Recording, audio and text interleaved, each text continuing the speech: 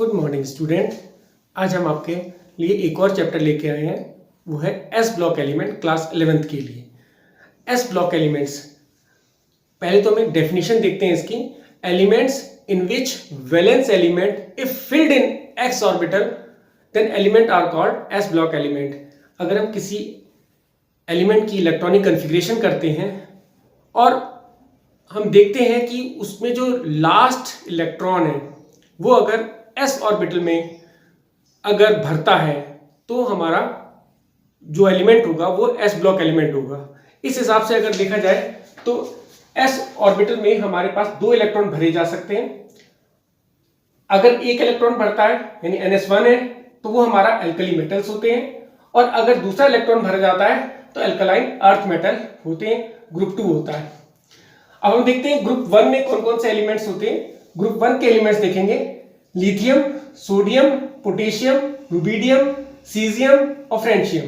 इसी तरह ग्रुप 2 के एलिमेंट्स है beryllium, magnesium, calcium, strontium, barium और रेडियम। अब इन मेटल्स को अगर हम याद करने की कोशिश करें तो हमें एक ट्रिक यूज करनी पड़ेगी। वो क्या है? लीना की रूबी से फ्रेंडशिप। ठीक है ना, तो ये तो हो जाएगा हमारा ग्रुप 1 के लिए, लीना की रूबी से फ्रेंडशिप। इसी तरह ग्रुप 2 के लिए बेटा मांगे कार स्कूटर, बाप राजी या बाप रोए। ठीक है, तो ये हो जाता है हमारे पास इसका trick. Justify the position of alkali metal in the periodic table. Periodic table में एस ब्लॉक एलिमेंट की पोजीशन को अगर हम जस्टिफाई करना चाहें तो हम कैसे करेंगे? जो एल्कली मेटल की बात कर रहे हैं वो ग्रुप 1 के एलिमेंट्स हैं, इनको हम एल्कली मेटल्स बोलते हैं। एल्कली मेटल क्यों बोलते हैं? क्योंकि अगर हम इन मेटल्स को पानी में डिसॉल्व करते हैं तो ये हाइड्रोक्साइड्स बनाएंगे, और वो हाइड्रोक्साइड एल्कलाइन नेचर के होते हैं, इसीलिए हम इनको एल्कली मेटल्स बोलते हैं। एल्कली वो बेस होते हैं जो पानी में डिसॉल्व हो जाते हैं, उनको हम एल्कली कहते हैं। दूसरी बात है, इनका जो लास्ट इलेक्ट्रॉन है वो NS1 ऑर्बिटल में एंटर करता है, इसीलिए ये हमारे जो पीरियड ग्रुप 1 में एग्जिस्ट करते हैं। अब हम आते हैं properties of group first. Group first के एलिमेंट्स हाइड्रोक्साइड बनाते हैं अगर उनको पानी में डिसॉल्व किया जाता है। इनके जितने भी ऑक्साइड्स होते हैं वो सारे के सारे ऑक्साइड बेसिक नेचर के होते हैं। अगर हम बात करें सोडियम और पोटेशियम की तो ये सोडियम और पोटेशियम जो सोडियम और पोटेशियम ये दोनों एलिमेंट्स जो हैं बहुत ज्यादा अबंडेंट है, बहुत ज्यादा पाए जाते हैं हमारे नेचर के अंदर। और अगले एलिमेंट जो लिथियम, रुबिडियम, सीजियम जो है ये बहुत कम पाए जाते हैं हमारे नेचर के अंदर। और ये फ्रेंशियम है लास्ट वाला एलिमेंट, ये हमारा एक रेडियो एक्टिव एलिमेंट है जिसकी हाफ लाइफ ही 21 मिनट है, यानी कि बहुत कम समय में ये खत्म हो जाएगा। ग्रुप 2 एलिमेंट्स में जो ये भी हमारा ग्रुप 2 एलिमेंट्स पानी से रिएक्ट करके हाइड्रोक्साइड्स बनाते हैं सारे एलिमेंट्स। मैग्नीशियम और कैल्शियम जो है मोस्ट अबंडेंट एलिमेंट्स हैं, यानी बहुत ज्यादा पाए जाते हैं। मैग्नीशियम 6th मोस्ट अबंडेंट है और calcium 5th most abundant metals है अर्थ क्रस्ट पर। इसके बाद अगर हम बेरिलियम की बात करें, इस वाले बेरिलियम की, तो ये रेयर मेटल है, बहुत कम पाया जाता है, बहुत मुश्किल से मिलता है। और ये स्ट्रोंशियम और बेरियम जो है वो भी कम पाए जाते हैं, लेस अबंडेंट है। जबकि रेडियम जो है वो हमारा रेडियो एक्टिव एलिमेंट्स है जो इग्निशियस रॉक्स में पाया जाता है, और इसमें भी बहुत कम मात्रा में पाया जाता है, जैसे 10⁻⁻10th पार्ट जो होगा वही हमारा रेडियम होगा। अब आते हैं हम जनरल प्रॉपर्टीज, दोनों ग्रुप 1 और ग्रुप 2 की जनरल प्रॉपर्टीज क्या क्या हो सकती है वो देखो। हमारे पास जो जनरल प्रॉपर्टीज है वो हमारी इलेक्ट्रॉनिक कन्फिग्रेशन है, एटॉमिक और आयनिक रेडियस है, और आयनाइजेशन एंथैल्पी है, और हाइड्रेशन एंथैल्पी है। सबसे पहले हम इलेक्ट्रॉनिक कन्फिग्रेशन देखते हैं। इलेक्ट्रॉनिक कन्फिग्रेशन देखने के लिए सबसे पहले तो हमने एलिमेंट्स को अपने ऑर्डर में लिखा डाउन। ग्रुप 1 के सारे एलिमेंट्स एक साथ लिख दिए हमने, lithium, sodium, potassium, rubidium, caesium, francium. अब लिथियम जो है उसका एटॉमिक नंबर 3 होता है। अगर हम 3 में 8 ऐड करते हैं तो एटॉमिक नंबर सोडियम का बन जाएगा 11। पोटेशियम के लिए हम 11 में 8 और ऐड कर देंगे तो 19 हमारा पोटेशियम का बन जाएगा। इसी तरह रुबिडियम के लिए हमें 18 ऐड करना पड़ेगा पोटेशियम के एटॉमिक नंबर में, तो 37 रुबिडियम का हो जाएगा। 37 में अगर हम 18 और ऐड करते हैं 55 तो सीजियम का हो जाएगा। फ्रेंशियम के लिए हम 55 में 32 ऐड करेंगे तो हमारा 87 फ्रेंशियम का हो जाएगा। क्योंकि हमारे पास जो है, जो फर्स्ट ऑर्बिट में हमारे पास कितना होते हैं, देखो 2 8 8 18 32, तो 2 तो हमें ऐड नहीं करना क्योंकि हमारे पास फर्स्ट ऑर्बिटल तो है नहीं, तो सेकंड ऑर्बिटल में लिथियम आता है, इसलिए हमें 8 फिर 18 फिर 32 इस तरह हमें ऐड करने पड़ते हैं अगले एटॉमिक नंबर को फाइंड आउट करने के लिए। अब इलेक्ट्रॉनिक कॉन्फ़िगरेशन लिखनी है, तो जो हमारे नोबल गैस हमारे एलिमेंट्स होते हैं वो होते हैं हीलियम, नियन, आर्गन, क्रिप्टन, जीनन, रेडॉन। तो हीलियम को अगर ब्रैकेट पे लगा दें, और क्योंकि ये NS1 ग्रुप पे है, लास्ट ऑर्बिट इसका NS1 है, तो इसमें यहाँ पे 2s1 हमारे लिथियम का हो जाएगा। ऐसे 3s1 नियम में 3s1 लगा देंगे तो सोडियम का हो जाएगा। आर्गन में 4s1 लगा देंगे तो क्रिप्टन का, पोटेशियम का हो जाएगा। क्रिप्टन में 5s1 लगा देंगे तो रुबिडियम का हो जाएगा। जीनन में 6s1 लगा देंगे तो सीजियम का हो जाएगा।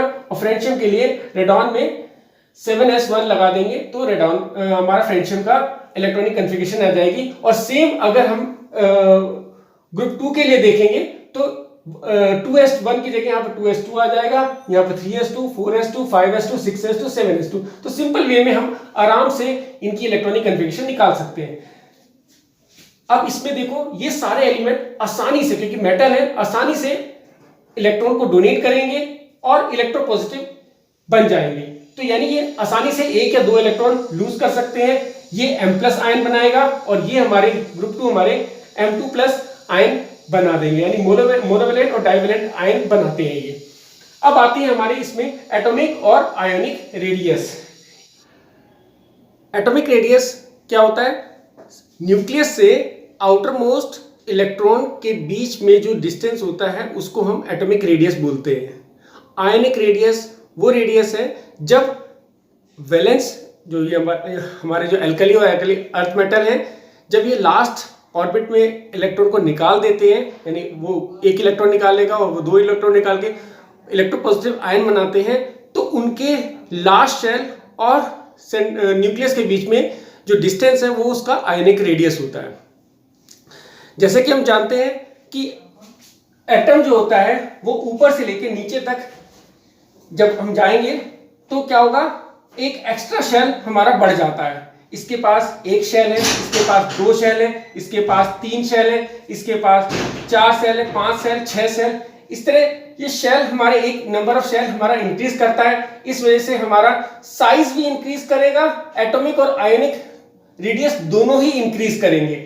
लेकिन अगर हम पीरियड में जाते हैं, जैसे पीरियड में जाएंगे तो एक इलेक्ट्रॉन इंक्रीज होगा, साथ में एक प्रोटॉन भी हमारे न्यूक्लियस में इंक्रीज होगा, जिससे न्यूक्लियस की पावर बढ़ जाएगी और इफेक्टिव न्यूक्लियस चार्ज वो भी हमारा बढ़ जाएगा। तो इसका मतलब है वो इलेक्ट्रॉन्स को बहुत अच्छी तरह से खींच सकता है, और जब वो न्यूक्लियस की पावर बढ़ेगी तो वो इलेक्ट्रॉन को अपनी तरफ से खींचेगा, तो हमारा जो एटॉमिक और आयोनिक रेडियस है दोनों वो डिक्रीज करेगा। यानी कि अगर हम देखें तो लिथियम आयन जो है अपने पीरियड में सबसे बड़ा आयन है, और अगर लिथियम कैटायन की बात करें तो अपने ग्रुप में वो सबसे छोटा है।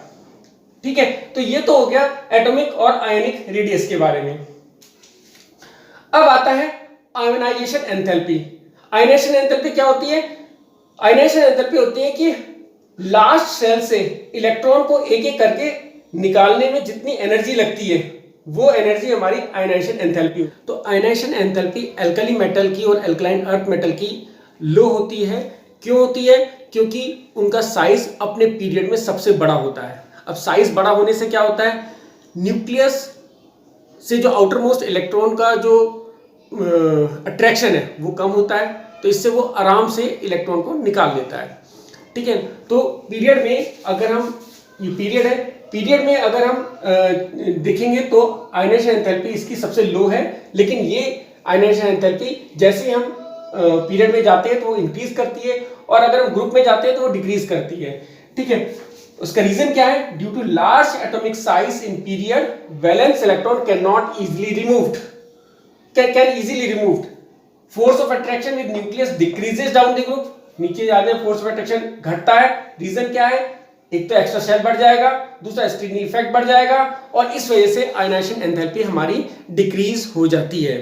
अब आता है हमारे पास हाइड्रेशन एंथैल्पी। हाइड्रेशन एंथैल्पी क्या होती है? It is the energy required by molecule to attach a molecule of water and become a hydrated salt. यानी कि कोई मॉलिक्यूल अगर उसके पास जो पावर है ताकि वो एक पानी के मॉलिक्यूल को अपने पास अट्रैक्ट करके एक हाइड्रेटेड सॉल्ट बन सके, वो एनर्जी जो होती है हमारी हाइड्रेशन एंथैल्पी होती है। तो जितना साइज कम होगा आयन का साइज, उतना ही उसकी हाइड्रेशन एंथैल्पी ज़्यादा होगी। ठीक है, तो यानी कि लिथियम आयन का साइज सबसे कम है तो इसके पास हाइड्रेशन एंथैल्पी सबसे ज़्यादा है। और ये जो है जैसे जैसे हम नीचे जाएंगे तो साइज इंक्रीज करेगा, क्योंकि एटॉमिक रेडियस आयनिक रेडियस से इंक्रीज करता है, तो इसकी सबसे हाइड्रेशन एंथैल्पी सबसे कम होगी। ठीक है ना। Energy required by molecule to attach a water molecule and become a hydrated salt, ये तो हो गई हमारी हाइड्रेशन एंथैल्पी की डेफिनेशन। और फजन रूल क्या कहता है? फजन रूल कहता है कि पोलराइजिंग पावर जो है वो कम होती है अगर एटॉमिक साइज बढ़ जाता है, यानी जितना बड़ा एटम होगा उतनी उसकी पोलराइजिंग पावर कम होगी। तो अगर कम पावर है तो वाटर मॉलिक्यूल को अट्रैक्ट नहीं कर सकता। ठीक है, तो ये तो हो गई हमारी हाइड्रेशन एंथैल्पी। तो इसके साथ ही हम ये वाला पार्ट खत्म कर रहे हैं। नेक्स्ट पार्ट में हम कुछ और एस ब्लॉक एलिमेंट की प्रॉपर्टी को डिस्कस करेंगे। Thank you for watching this video. Please like, share and subscribe this channel. Thank you.